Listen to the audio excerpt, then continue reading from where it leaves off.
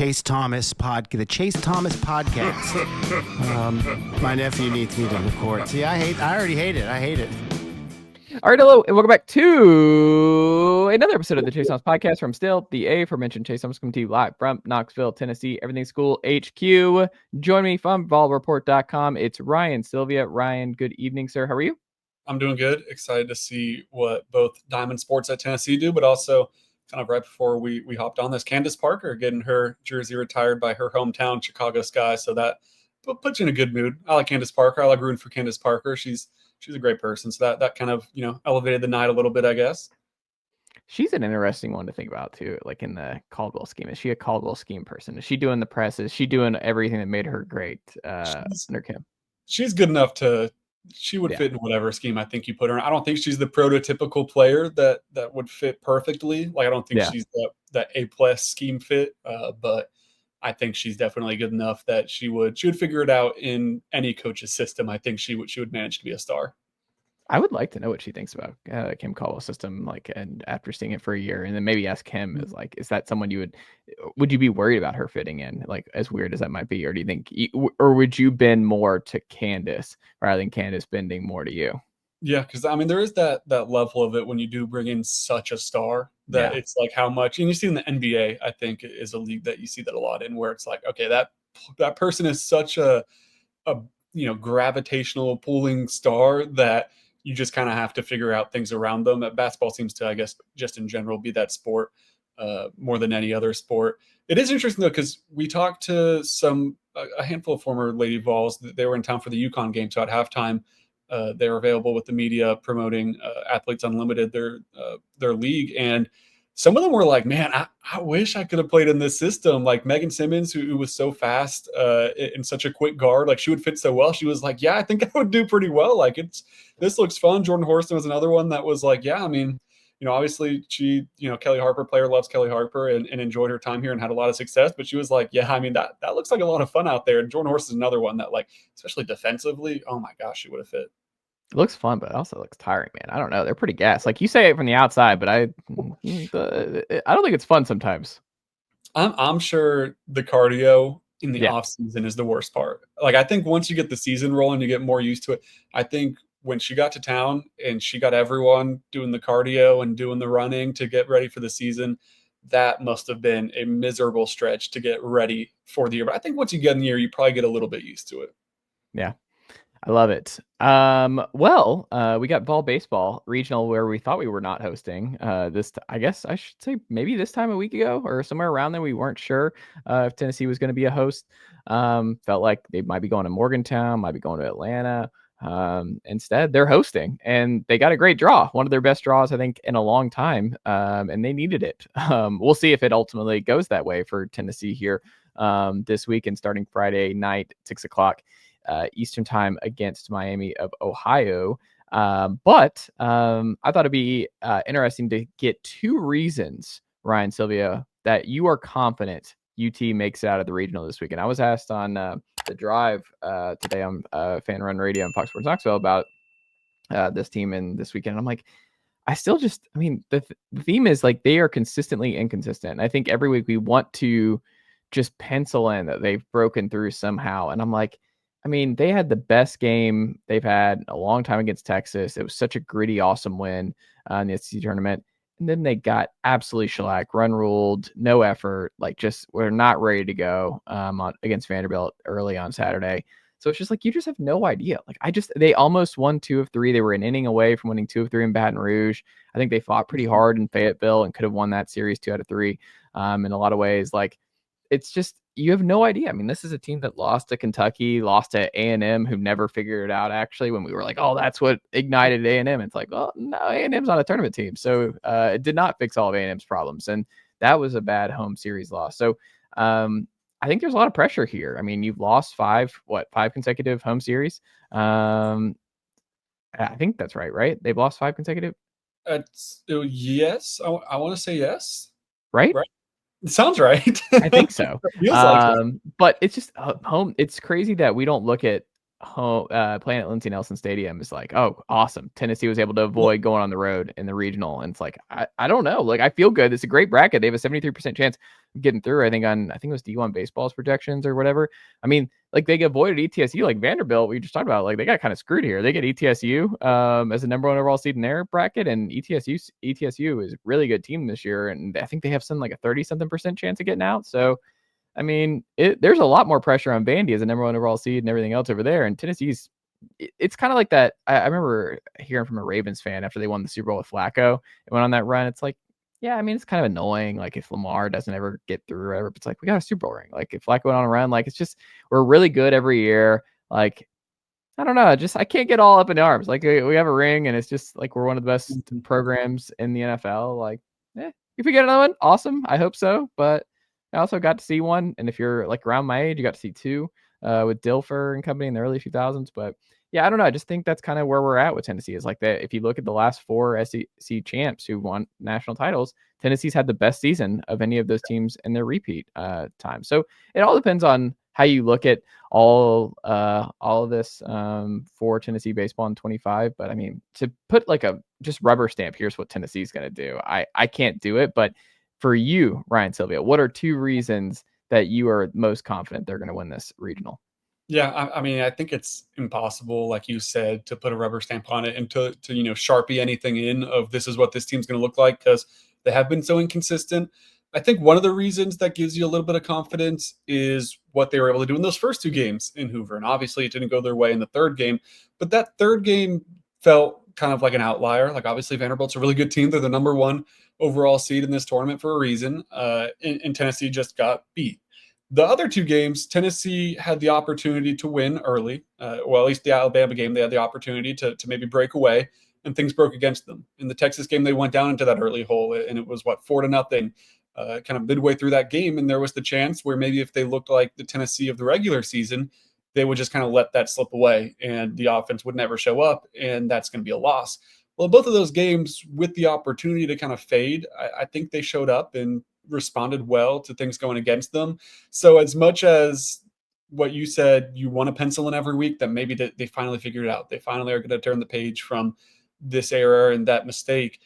They kind of showed it at least a little bit in Hoover. And I kind of just mark that Vandy game as an outlier a little bit. Like, they just got beat bad, and it's going to happen. But I think you have to like, for one of the reasons that they were able to respond. And if they go down to a 2-0 hole against Miami, Ohio, I don't think there's going to be any panic. If they go down in game 2, 3-2 in the 5th inning, I don't think there's going to be this immense feeling of panic. It feels like maybe they've improved, taking a deep breath, and kind of understanding that there's more to play and that this team's plenty talented, which is, I guess, part of the second reason. It's, you just have to look at the personnel.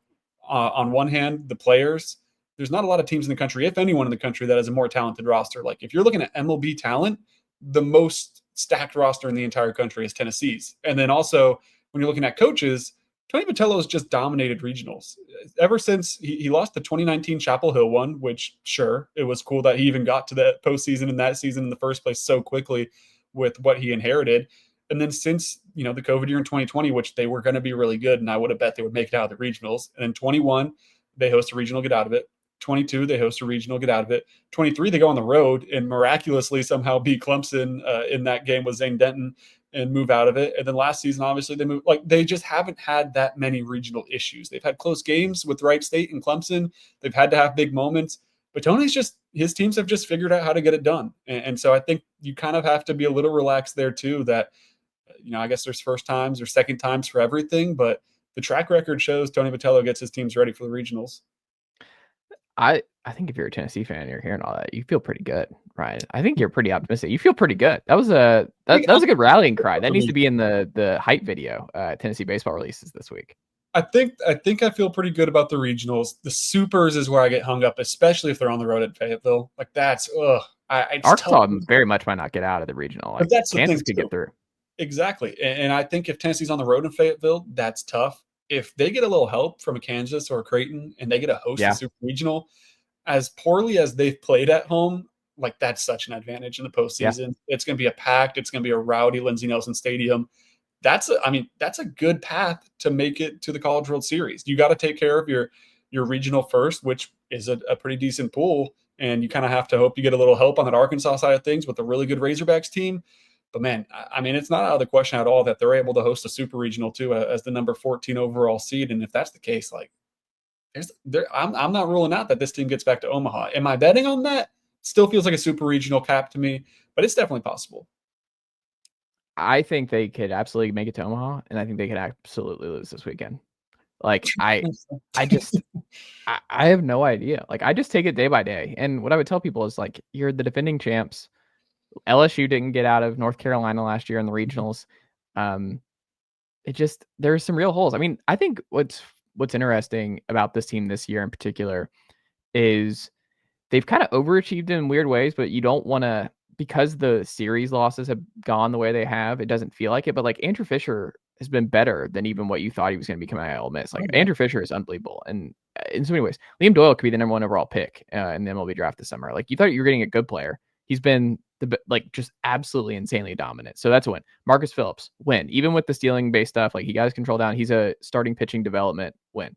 Hunter Ensley, he's gotten better, and he's gotten better every year he's been at Tennessee. He's been great. You just go about Cannon Peebles is turning the corner a little bit. At catcher, you have Reese Chapman, who has kind of turned the corner a little bit too. You have, there's a lot of positive stories for Tennessee. I mean, Levi Clark down the stretch here. He's someone you can now rely on at DH and has turned the corner.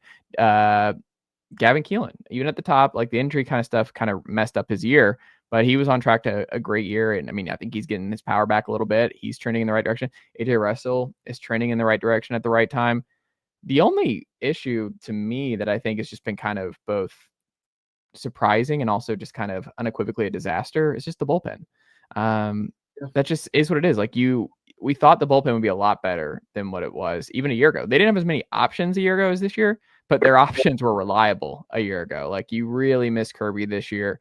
You really miss Aaron Combs, obviously late in games, but like Ryan Combs was just expected to come right in and just be and we haven't seen him in SEC play. Andrew Binke was poised for a big year. And Dylan Loy has struggled here of late. Nate Snead went through his struggles. Like you have Breedlove sometimes, Sharmer some other times. Like they just have, it just feels like you have no idea what you're getting, and no lead is safe for Tennessee. The problem was when Tennessee was losing series, the offense was going through a slump. So not only did you have a bullpen problem, you had an offense power problem, and you're like, man, this is just demoralizing in a lot of ways. Now I think the offense has kind of gotten closer to back what's normal for them and a pretty good group that can make an Omaha run.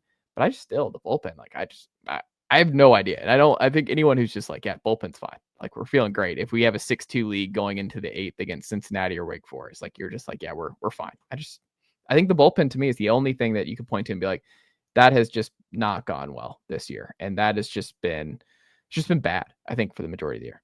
The bullpen's been rough. If you want to look on the optimistic side of things, the glass half full side of things, you look at what AJ Russell and Arvidsson did in Hoover. Arvidsson's if he's that, then that's huge for Tennessee. Yeah, and they're going distance too. It's not just like when Dylan Loy was really rolling, he was still kind of that spot guy, get you a few outs, get you an inning. Yeah. Arvidsson and Russell are going distance. Like they're going starting pitcher length outings out of the bullpen right now for Tennessee. And if you can get that, if you have a Tegan Kuntz day where maybe it's not all the way there, if you get a Marcus Phillips day where maybe it's just not the matchup or things aren't going his way, to be able to have a guy that's going 4 innings. Arvidsson went 5 2/3 and stayed in the game after that and just couldn't grab an out in the 9th or extra innings or whatever that was against Texas. Like that's a big deal. So if you can get that level of play from them, I think it could help cover up some of those bullpen issues, partially because of how far they can go in these games too. I still have a reasonable amount of faith in Dylan Loy. He's been touched up a little bit lately. I still think he's a guy that you can rely on, maybe in like a Kirby Cannell type of role where it's, hey, get this lefty out, get these 2 lefties out, come in when things get ugly and try to get out of it. I still like him there. Nate Snead, maybe not the dominance that a lot of people expected going into the year, but I still have a reasonable amount of faith in him. And then Tanner Franklin's kind of in the same boat as Nate Snead. Maybe not as good and not as consistent as the expectation was, but the talent's still there. The raw spin numbers, velocity, whatever you want to call all those stats, it's all there. So everything's on the table for those 2 guys too. if you want to look at the optimistic side, I think that's where you go with especially Russell and Arvidsson. But yeah, the production hasn't been there, and that does have to scare you a little bit if these games in the postseason get tight, and you expect them to. That's kind of the beauty of baseball at this time of year, is they're going to be thrilling games, and someone's going to make mistakes. You just have to hope it's not a Tennessee bullpen pitcher maybe leaving one over the middle or making a mistake like that and costing Tennessee a game. I like it. 2 new assistant coaches for Tennessee men's basketball. They met the media as we're taping this today. Ryan, Sylvia, what was the most interesting thing you heard from both here? Yeah, Steve McLean. I didn't realize, I guess, exactly how involved he was in Nate Amen's recruitment at Texas, because you didn't really hear the Longhorns as a team that was super in the mix for Nate. Like maybe here and there, take a visit and things like that. But they weren't a finalist. Steve McLean was on him, and he was a guy that was recruiting him at Texas. And I thought that was interesting to have those kind of former relationships with players, although you didn't land them as a recruit or you never coached in the past. Like, that doesn't mean there's not that relationship that you do build with them throughout the recruiting process. So that's kind of a cool thing, I think, for Tennessee, is you get a guy like Steve McLean who's familiar with your 5-star, highest rated recruit in program history on campus with you. At least that's familiar, as all the other coaches at Tennessee are too, that did recruit him. So that was cool about Steve McLean. Amora Morgan, too, someone that was familiar with Jacoby Gillespie. And I think that could be a big deal, where it was to the point that Jacoby texts him after Morgan gets the job and is like, hey, we finally get to work together. And that was one that was out of high school when Morgan was at Loyola Chicago, wanted to grab him. Obviously, he went to Belmont and was a great player there. But another type of reunion. And what makes it kind of even more special, I think, for Morgan, too, that he's able to take this job, is that he's from Tennessee. Like, this is a dream job type of situation for him.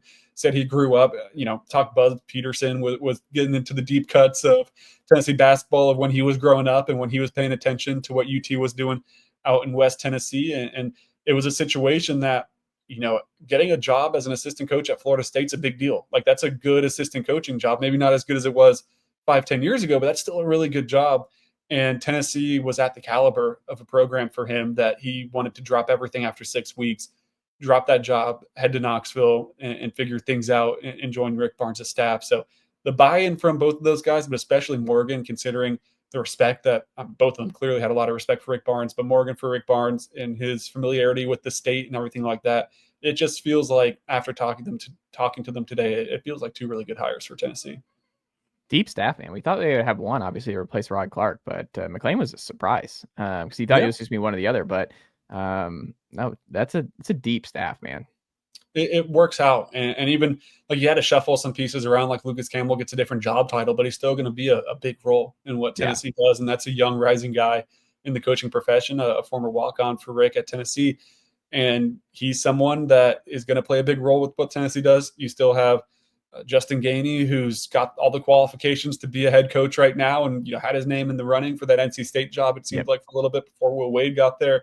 Greg Polinsky's got experience and knows what he's doing, has the NBA experience as well, which I think is a big deal. Like, it is a Brian Lentz too. It's a really deep staff. And I think that's important right now for Tennessee as they try to kind of turn the page to the future, to what the future of this program is going to look like without the Zakai Zieglers, the Jemai Mashaks, and those guys who have been there for so long. And that was another thing that I think was Morgan was talking about it. Like, this team understands that, some of those familiar faces aren't there this year, and they're not going to be there, and they're going to have to step up if they want to reach their goals, which still is a Final Four and a national championship. And I think having 2 guys that fit well in the coaching staff could definitely help with that transition.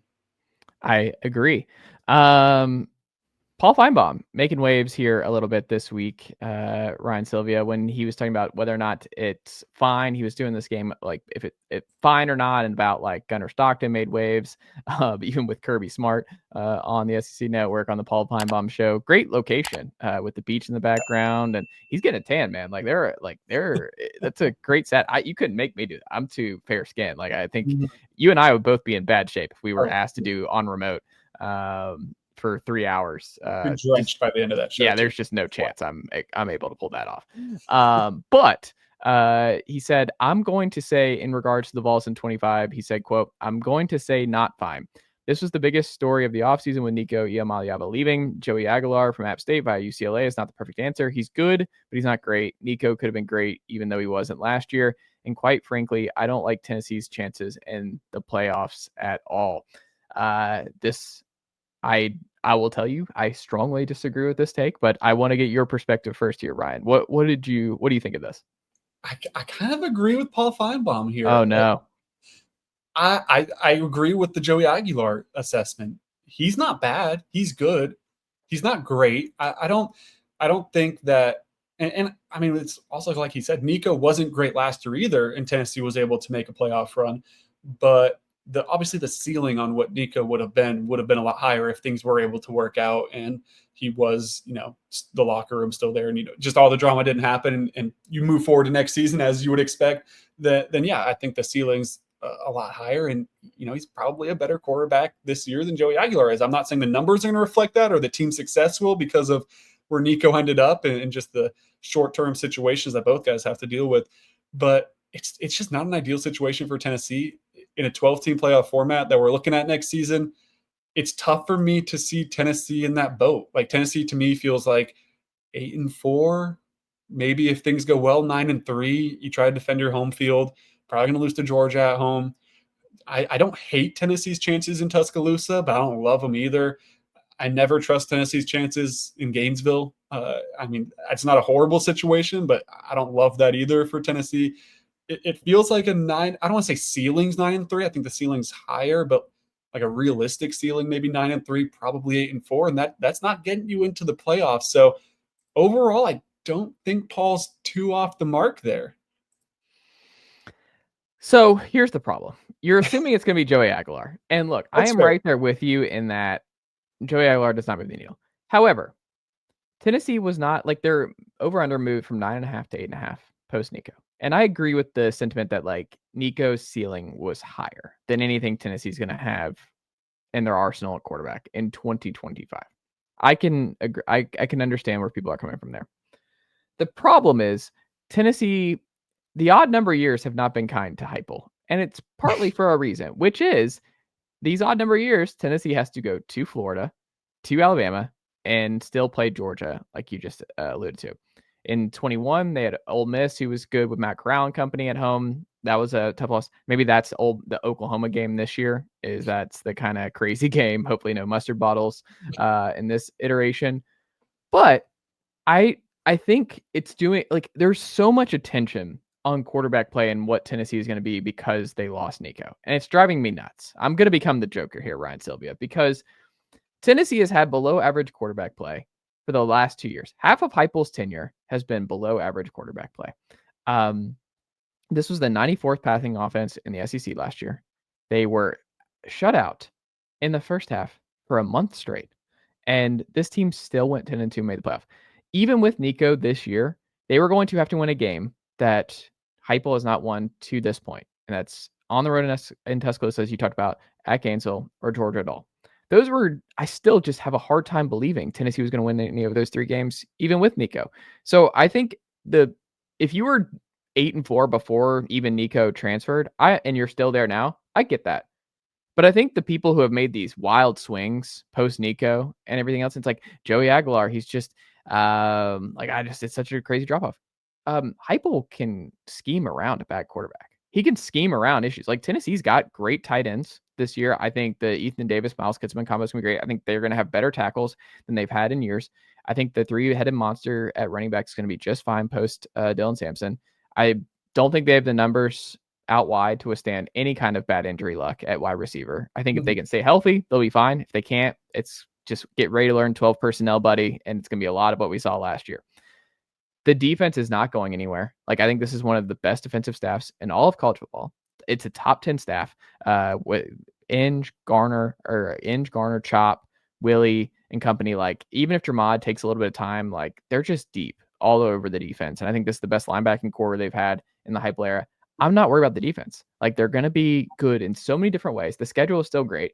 I think the people who are still just panicking and throwing cold water on Tennessee, I'm just like, I think you're going to see Jake Merklinger early this season. I think you're going to see some back and forth with Jake and Joey.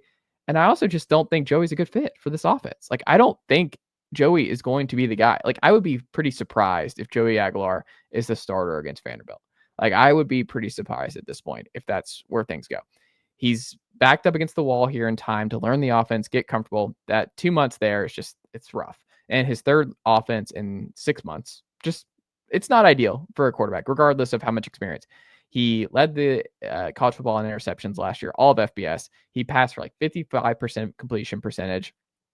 All kinds of red flags for guys who do not work in Josh Heupel's scheme. Jake has been in for a year and a half. Jake has a lot of traits. And if you read the Andrew Ivins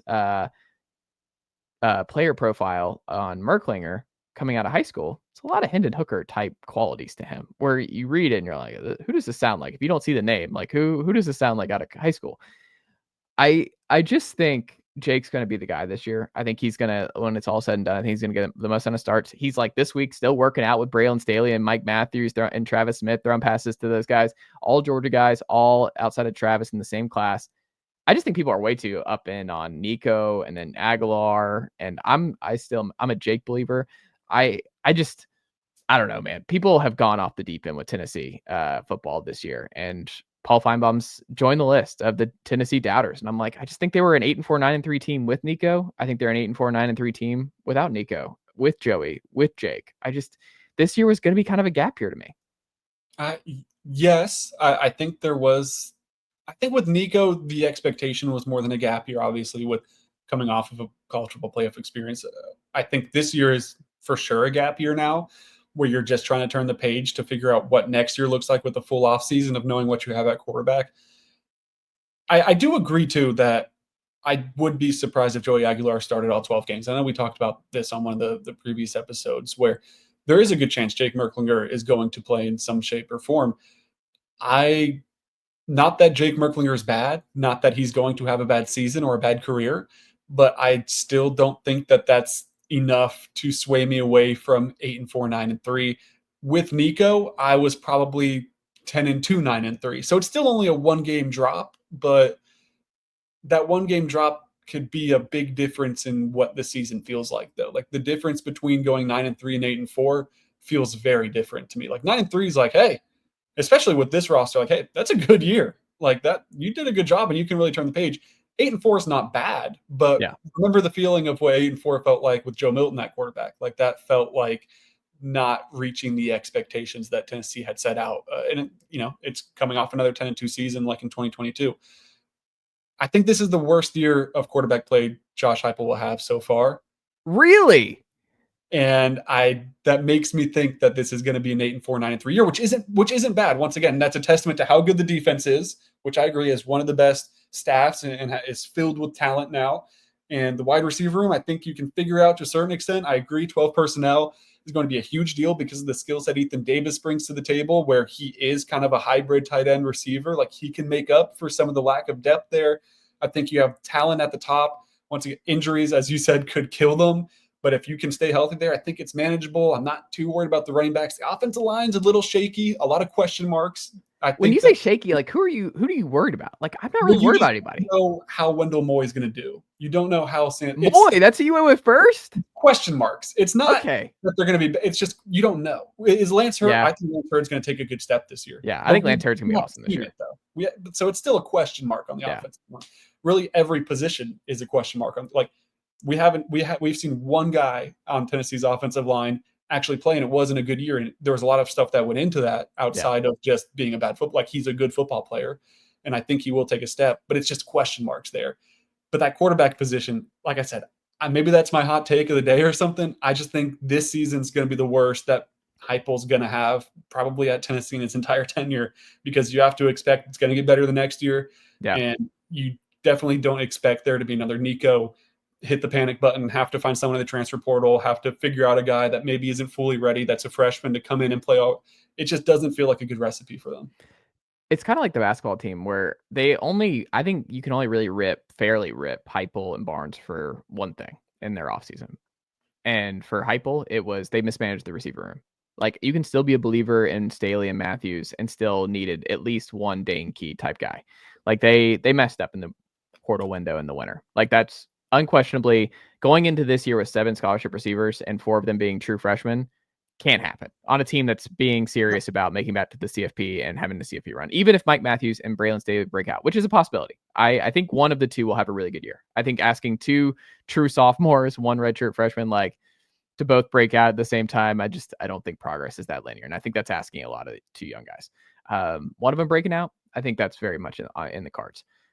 That being said, and the barn side is just the 2-guard. Like I think you had a perfect offseason outside of the 2-guard. The 2-guard is just like you didn't handle it right. Like it is what it is. There's all kinds of reasons as to where you're at, but there is a hole there. Like, and does that end up being something that prevents you from being a Final Four team this year versus not? I don't know. It's still too early, but I think it's fair to be like, hey, I understand it was complicated and different reasons why you didn't get different guys, but like the roster is what it is right now. We're looking at it, Ryan. Like you and I are looking at it. We're like, okay, the 2-guard's not great. And then you're looking at the wide receiver position right now. And you're like, that's not enough depth. Like that's just, I don't get mad at Heupel for not going after somebody in the spring portal window when the receivers just weren't as good. Like it just wasn't the same kind of talent window. So it is what it is, but it's hard to go 10 for 10 here in the offseason. But I also do think it's fair to be like, look, you did not handle the receiver room right.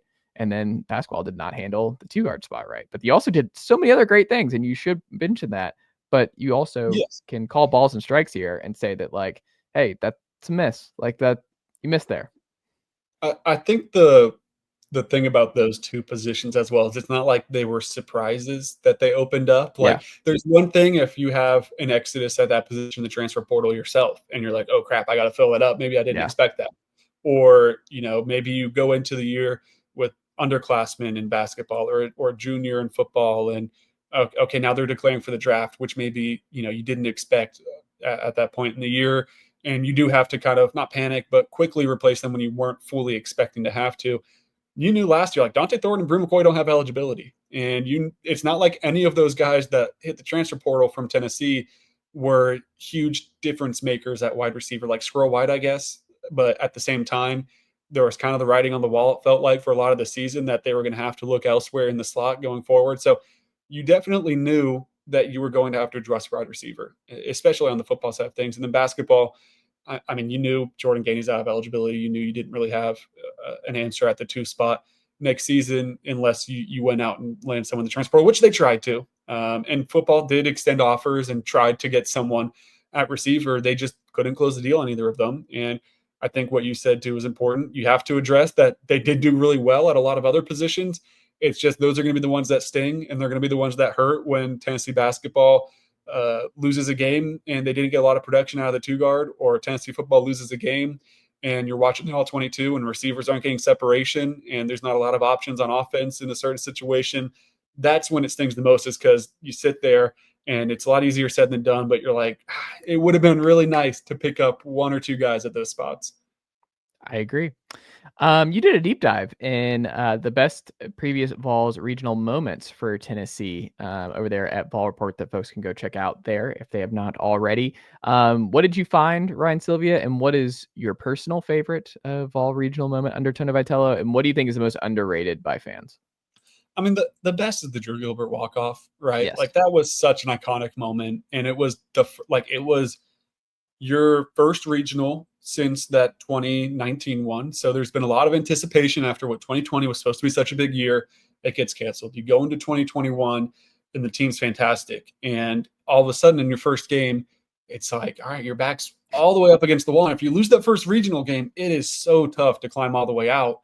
And you just get that heroic moment from Drew Gilbert, the insane bat flip, the crowd goes crazy. Like that was one of those highlights you could watch a million times. But I feel like that's everyone's answer. I mean, maybe you'll get some Zane Denton home runs against Clemson. I think that doesn't hit the same because it was on the road. Like seeing Lindsey Nelson Stadium kind of explode when Drew Gilbert hit that ball, I think kind of takes that one over the top. So that is it recency bias to be like, I don't remember exactly how I felt that at bat, but I still felt like Drew Gilbert was going to do something. Like, I'm not going to say I thought he was going to do a walk-off grand slam, but I did think Drew Gilbert was going to do something in that spot. Like, the bases loaded. It just felt like Tennessee was going to the moment was too big for them. Like you could just feel the implosion coming.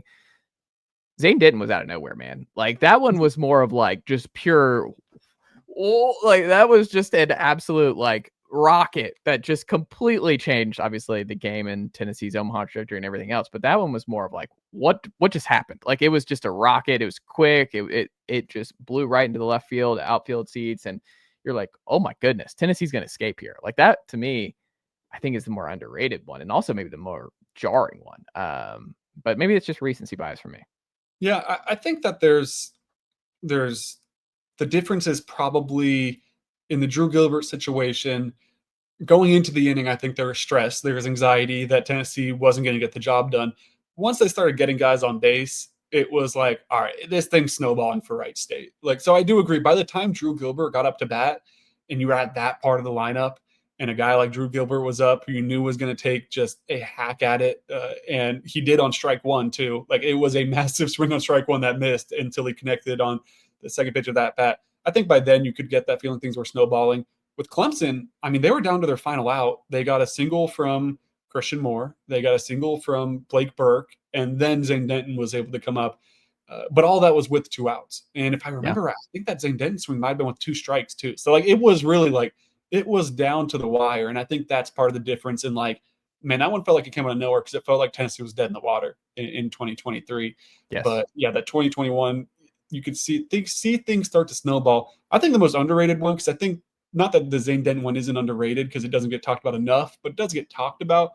In 2022, when Jordan Beck doubles and may or may not, sign his emotions to the outfield as he rounds first base, like, that one is so awesome. And just that whole kind of situation where I think it was Kyle Booker beaten out a throw at second on what could have been a double play. Like, there was just so many little things that went into that Georgia State or Georgia Tech rally for Tennessee that was just kind of a fun moment to look back at. That's a great pull too. Yeah, and that series was a lot more up in the air than people look back on or remember. Tech had Tennessee. Yeah, that's kind of forgotten, the regional in 22, because obviously you remember everything about the supers in 22, but you kind of forget about what 22's regional was too. It was a grind. They could have gone down there. Yeah, no, they absolutely could have. I think the 24 one too, though, is that one was a little bit, I guess, refreshing for Tennessee fans, probably, where there wasn't too much drama. Like, hold on. Southern Miss was like a 1-run game. Like, the 5th was the most dramatic that one got. I will say, and I brought it up again on last night with Ryan and Caleb, of just like, I don't know if you remember, or like, the Evansville fans were rowdy. Well, that was supers. Yeah, that's what super. Oh, I thought we were just talking about in general. I didn't realize you were talking about the regional, because there's been all those regional moments with, no matter how good Tennessee was, that they felt like there was always kind of sketchy regional moments for them. Sorry, I thought you said super and regionals that Tennessee did not have. Okay. Here and there. I just meant the regional stage, where, like, the worst moment was Tennessee was down like 3-2 in the 5th inning against Southern Miss, and Southern Miss had to win 2. Like, there was never a feeling last year. No, there was nothing. I never once felt like Tennessee was going down in the regionals last year. Not once. I do agree. Supers, though, Evansville is getting a little rowdy. Going into game 3. They were cocky, man. The fans were cocky. They felt good. They did, and they looked good too for a little bit. But they're also looking at the right way as a underdog. You're like, all the pressure's on you. Like, this is the most embarrassing loss of a number 1 overall seed ever if you do this, especially after what you did 2 years ago in the Supers, the number 1 overall seed. Like, we have no pressure on us. Like, and you could feel it. Like, you could feel that the nerves at LNS last year in the Supers was, again, there's a lot of stuff you just forget because there's so many games in baseball. That series was extremely tense, and Lindsey Nelson Stadium was extremely tense. Of like, oh my God, this can absolutely happen again. Game 3, it was a palpable feeling walking into that stadium of people like, if this team loses this game, it is the end of the world. It's kind of what it felt like. And I think that's such a big credit to what Xander Seacrest did in that game. And obviously the offense picked him up, but Xander was nails in that game 3. Like, what a performance from him with all the pressure in the world on his shoulders. He did that all season long as the game 3 guy, but like, that is one of the more impressive starts I've seen in college baseball, I think, from a guy that no one expected to be a big-time college baseball starter on a national championship winning team, to kind of, not let that pressure get to him seemingly at all, just shove in that moment. Like, that was incredible from Xander. Yeah. Ryan, Sylvia, what can the good folks check out from you and the team over at ballreport.com this week? Now, of course, we'll have softball coverage, see what they do in Oklahoma City in the Women's College World Series. We'll have baseball coverage live from Lindsey Nelson Stadium at the Knoxville Regional. But basketball stuff, both men's and women's football, really everything you need Tennessee athletics, we got you covered. I love it. Go subscribe, ballreport.com today if you are not already, and keep up with all the good work Ryan and Noah and company are doing over there. Ryan, thank you as always, my friend, and I'll check back in again next week. Appreciate it, Chase. Nicely done, nephew. The Chase Thomas Podcast. Hell yeah.